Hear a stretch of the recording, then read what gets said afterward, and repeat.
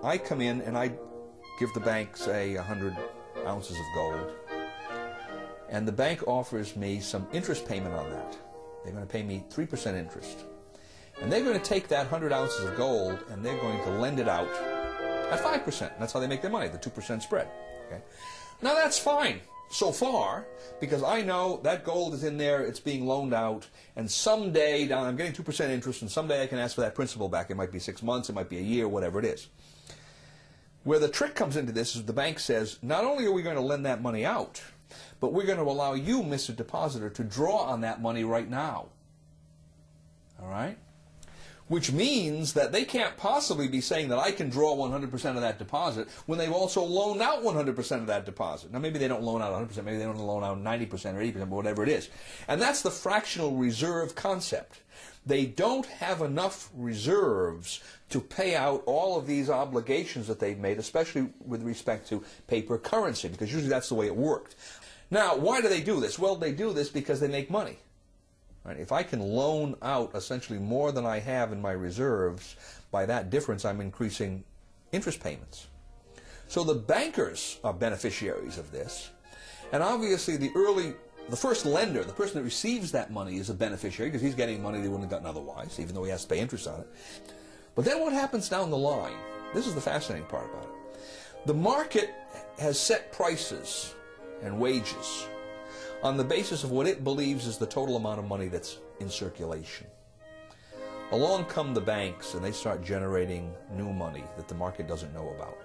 It finds out about it because the money goes into circulation. So I'm the first user of this money. I've just received the loan from the bank. I'm going to go out and buy cement with it. And when I buy cement with it, cement is at the original market price. Now, as that money starts percolating into society, the market realizes there's more money than there was before. More money chasing the same amount of goods means the prices of goods go up, right? So eventually, somewhere down the line, that same cement that I just bought for $5 a pound is going to cost someone else $6 a pound. Now, if he buys that cement at $6 a pound before his income has increased commensurately, what's happening to his real wealth? He's losing real wealth, right? His costs have gone up, his income stays the same, his real wealth is decreased. Whose real wealth has increased in this transaction? Mine and the bank's, because we got the full value of the money right at the beginning. So this system transfers wealth. Somehow, you can't exactly follow it, but the principle is there. It transfers wealth from society to the creators of money. Well, it's always politically popular to impose financial burdens on somebody else. It tends to be politically difficult to impose financial burdens on someone who's living alongside of you, because they tend to have votes and they tend to have representatives who will take their position. It's fairly easy to impose a financial burden on the future because the future generation tends not to have any votes or representation at all in the present. As soon as you start talking about monetization of debt, where the banks come in and now buy governmental debt with new money that the banks have created through this special privilege they have of creating money in the Federal Reserve System, the redistribution of wealth that takes place through that process, most people don't understand. It happens through depreciation of currency, and the depreciation of currency usually leads to increases in prices, which the average person calls inflation. Inflation is really the increase in the money supply. The prices increase as a consequence of that.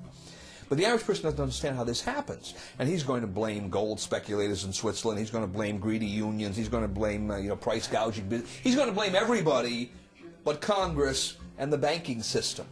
So it's easy politically, through monetization of debt, to expand borrowing beyond prudent levels.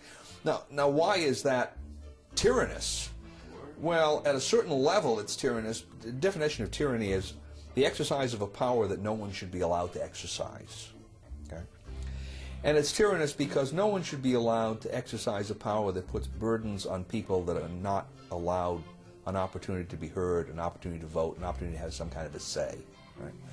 Granted, to some extent, you're going to have to do that in the nature of government as long as you have borrowing, but beyond a certain point, it becomes tyrannous. And it's beyond that point that the present system allows our political structure to move too easily. How much, take for instance, how much has the purchasing power of Federal Reserve notes lost since World War II? About 90%. You think that hasn't had some consequence in terms of redistribution of wealth, in terms of the way the economy has developed? Of course it has.